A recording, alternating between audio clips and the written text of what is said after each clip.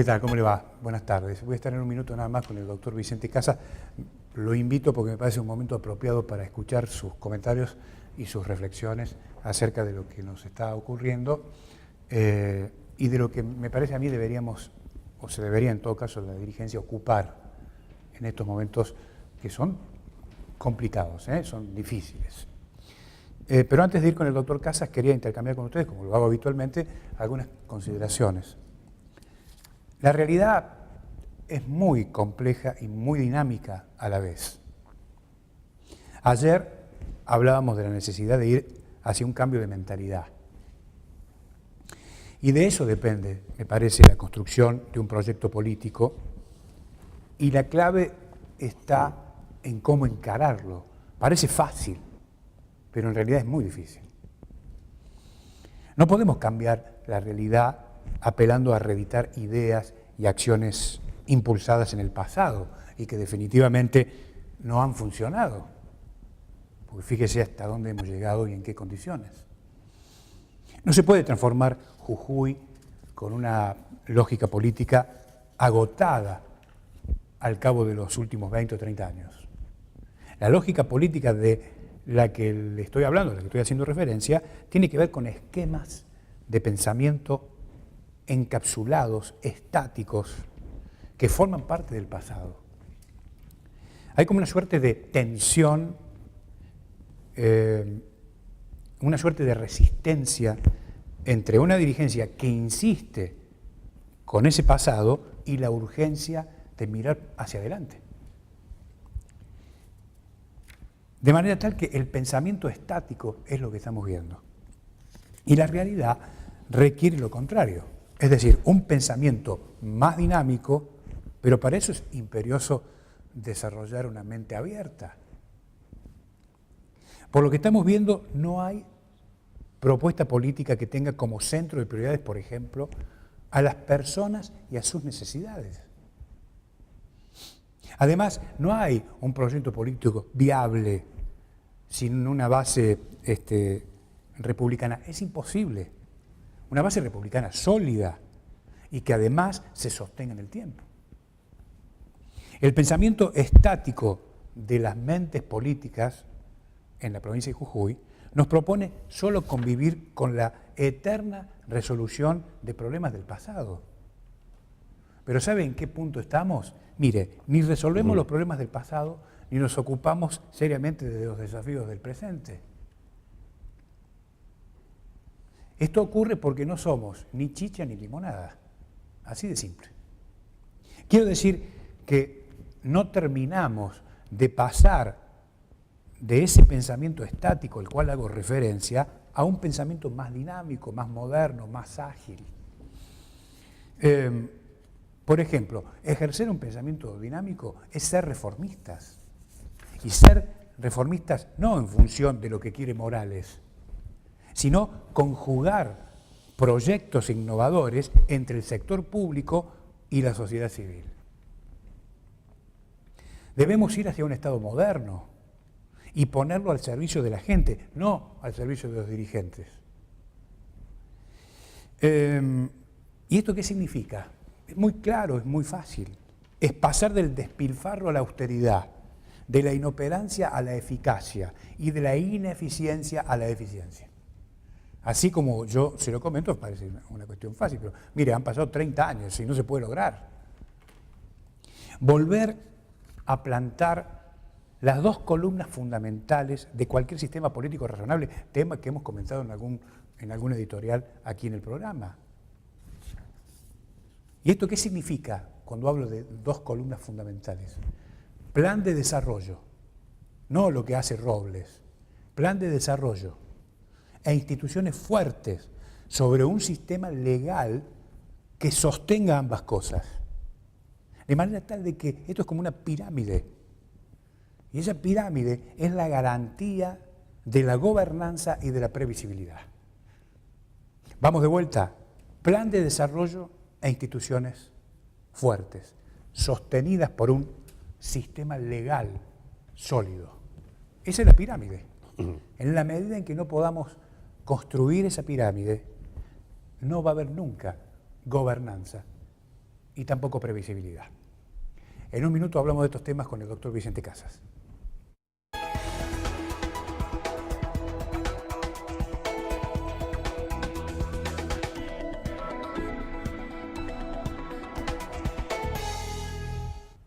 Gracias, director, muy amable. El doctor Vicente Casas, con nosotros. ¿Cómo le va, doctor? ¿Cómo anda? Bien. Qué gusto verlo. Muy bien. Buenas tardes y muchas gracias por la invitación. No, al contrario, doctor. Bueno, ¿cómo está viendo el tema?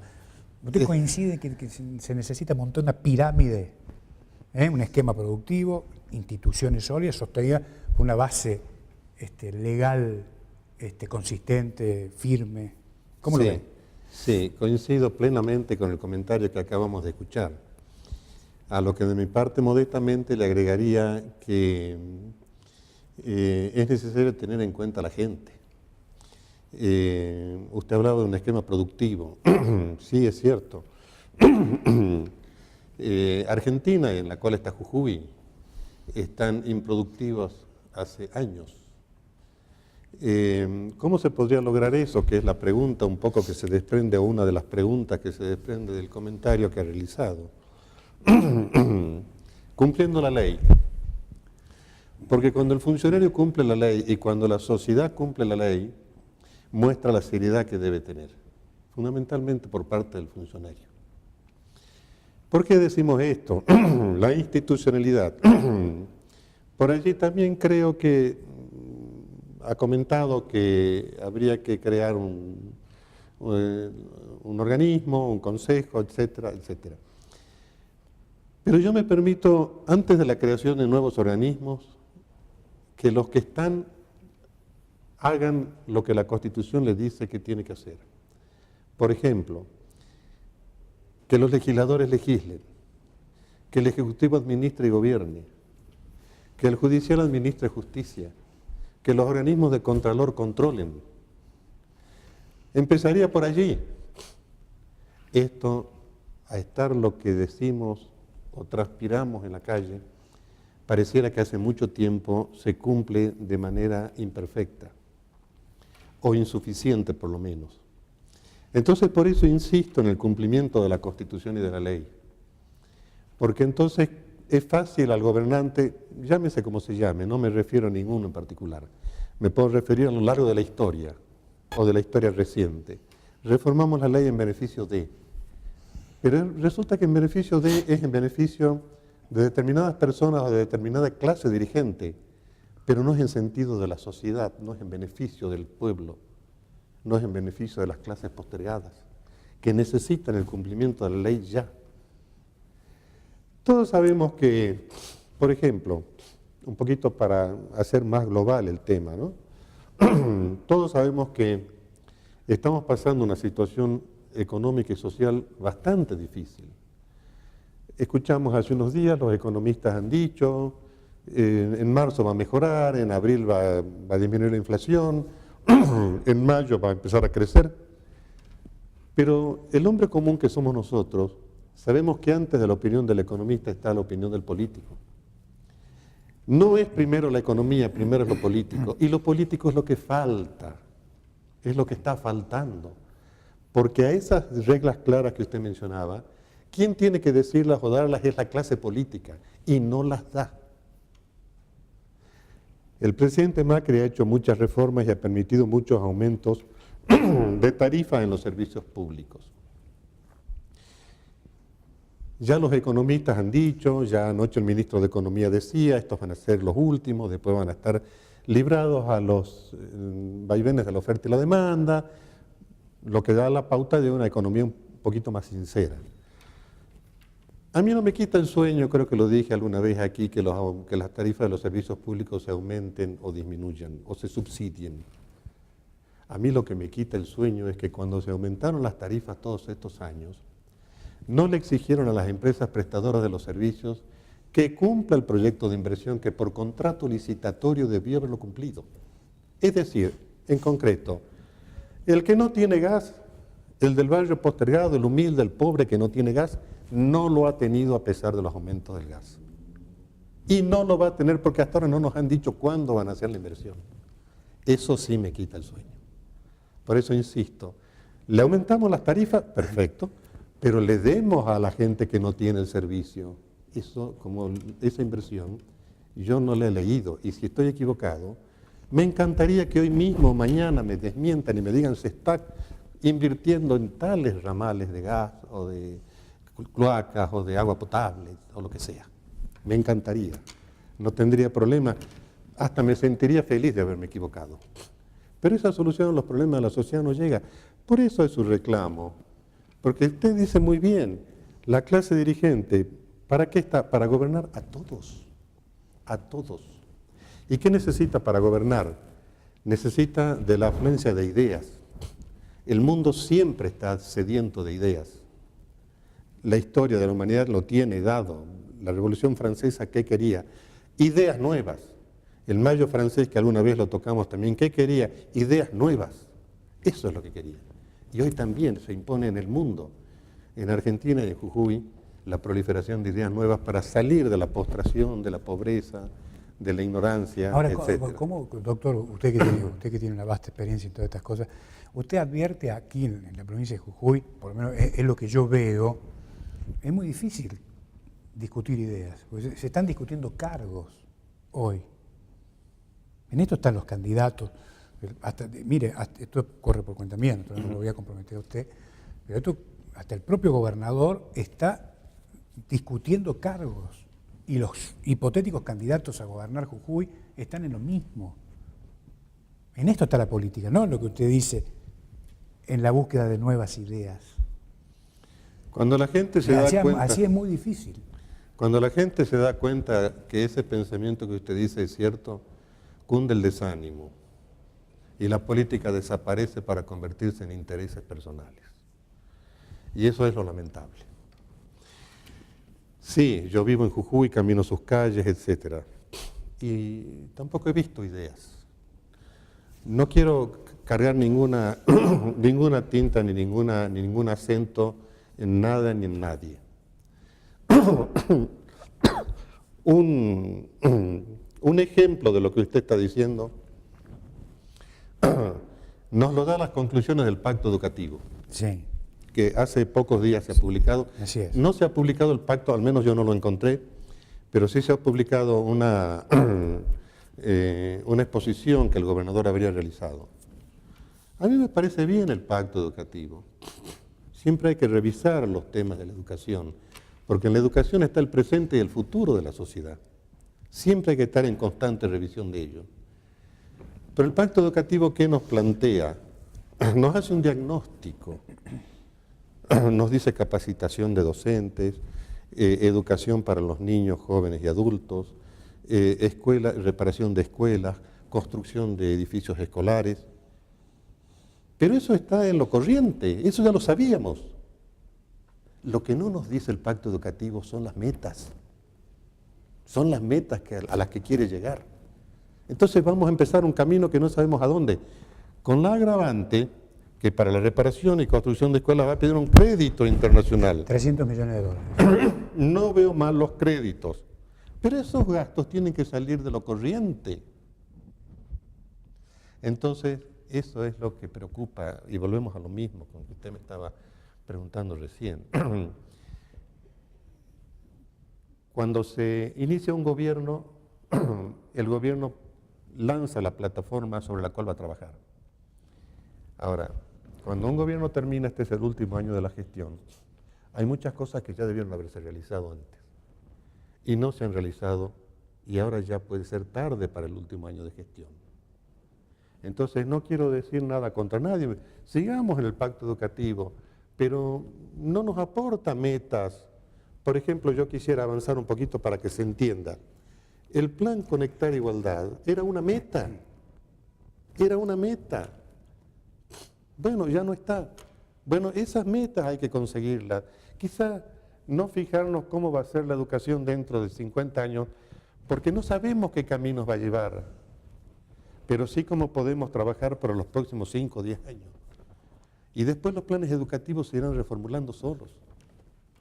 Eso es lo que también vemos y coincidimos en lo que usted ha comentado recién. Ahora, doctor, ¿usted cree que, digamos, independientemente de la gente que ha participado en este pacto que ha lanzado el gobierno, ¿usted cree que han faltado algunos actores Bueno, empresarios, por ejemplo, científicos del CONICET y otros actores. ¿Debería haber sido más amplio o no? el gobierno invitó a todos, ¿no? Incluso había la posibilidad de hacer aportes por internet. Conozco gente muy cercana que los ha realizado, Ajá. me han comentado, los han recibido. El gobierno en eso fue amplio. Había que hacer esos aportes y los hizo, se hizo por gente. Ahí escuché también la opinión de algunas personas que dicen, nosotros no nos invitaron, no necesitaban invitación porque eran funcionarios públicos también. Y estaban las páginas de internet para que colaboren. Sí, sí, quizás podría haberse realizado estos aportes en cuanto a conseguir esas metas de lo cual hablamos. Un proyecto, cualquiera sea, si vamos a hablar de un proyecto económico, educativo, político, ¿qué metas queremos? Por eso decía usted hace un rato, creo que también se habla de la reforma de la Constitución. Entonces, yo digo esto, que vale para la reforma de la Constitución, de la educación, de lo económico. Toda ley, esto no es un descubrimiento que lo hacemos hoy, esto ya está dicho en los griegos, toda ley para ser buena y para llegar como destinatario beneficioso a la sociedad, tiene que tener en cuenta el bien común. Si no, no sirve como ley. Entonces, ahí puede estar la falla. Cuando alguno interesadamente dice, no nos invitaron, no sabía, bueno, peor si no sabía, porque se hizo público esto, ¿no? No le carguemos en este sentido la responsabilidad a nadie porque se hizo amplia la invitación. Pero no nos olvidemos de esto, el bien común. Vamos a reformar la Constitución. Entonces yo le digo a la gente común, a la gente de la calle, a la gente que nos está escuchando hoy, vamos a reformar la Constitución. ¿Tenemos derecho a reformarla? Sí, toda sociedad tiene derecho a darse el marco jurídico dentro del cual va a vivir, va a coexistir, va a convivir. Pero para ello es necesario saber qué vamos a reformar. Si vamos a reformar en beneficio de la sociedad, yo me suscribo entre los primeros. Si vamos a reformar en beneficio de unos pocos, yo voy a estar ausente. Entonces, ¿qué es necesario que le exijamos? Y se lo digo al hombre común de la calle, a doña Rosa, a don Juan, al que sea, a nosotros mismos. Preguntemos qué vamos a reformar. El que vive en un barrio postergado, que hay barrios postergados en el mundo, en Argentina y en Jujuy, que le van a decir, ahora también había escuchado, me hace acordar el comentario que estamos haciendo, vamos a elevar de condición jurídica a tales comisiones municipales para que sean municipios. Está bien, está bien, pero yo vecino de ese barrio le preguntaría al dirigente, al gobernante, al legislador, ¿en qué va a beneficiarme o cómo voy a recibir el bien común con la elevación del estatus jurídico? En concreto, voy a tener cordón cuneta, voy a tener asfalto, voy a tener cloaca, voy a tener agua potable, voy a tener luz, voy a tener gas, voy a tener más seguridad. Y si me dice que sí, dígame cómo lo va a conseguir en una provincia, en un país que está fundido. Claro. Además, a propósito, usted trae el tema a colación, es decir, podemos transformar una comisión municipal en un municipio, pero seguimos sin ley de coparticipación municipal de impuestos. La provincia de Jujuy y Formosa son las dos únicas provincias de la Argentina que no tienen ley. Estamos en el siglo XXI. ¿A usted le parece normal? No, tiene que tenerla. Tiene que tener. Y se lo reclamaban al anterior gobierno. Claro. Y ahora el nuevo tampoco avanzó sobre eso. Acá lo que dicen, no, porque eso es ceder poder, porque Morales tiene miedo que emerja algún Bolsonaro desde algún municipio y le gane la elección. ¿No? Son mezquindades. Son los juegos de la democracia. Pero en la provincia, pero son juegos diabólicos. Claro. Porque en la provincia de Córdoba, por ejemplo, el gobernador Schiaretti sancionó una ley de coparticipación y nunca se plantearon la idea de que como consecuencia de esta medida federal fueran a perder una elección. ¿Se entiende lo que quiero decir? Sí, totalmente. O sea, no podemos seguir así. Los intendentes y los comisionados municipales haciendo cola para que le paguen la mensualidad. Me parece que, digamos, el tema de la ley de coparticipación tiene carácter constitucional. ¿Hay que modificar la Constitución? No, con la ley. Con la ley de la legislatura. Bien, perfecto. ¿No es cierto? Pero no sale en el anterior gobierno tampoco. Esos temores que usted dice pueden ser justificados desde el punto de vista de lo humano, pero nunca de lo político.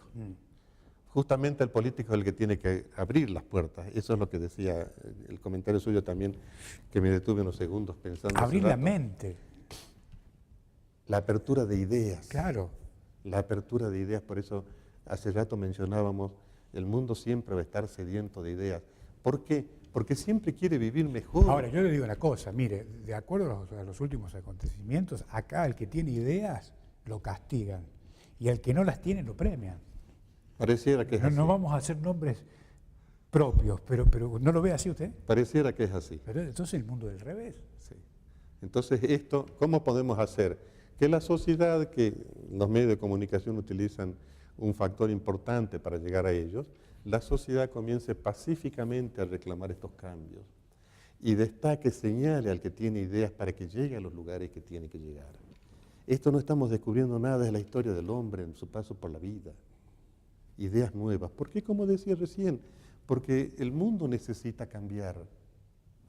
Menos mal que hubo alguien que pensó alguna vez en acercarnos más a través de las comunicaciones y se creó el Internet, etcétera, etcétera. Y hay naciones del mundo que están trabajando en la inteligencia artificial. Así y es. nosotros estamos quedándonos atrás No, nosotros cada vez estamos más pensando en los cargos. en los cargos. Gracias, doctor. Gracias a usted. Ha sido muy amable. El doctor Vicente Casas con nosotros. Chao.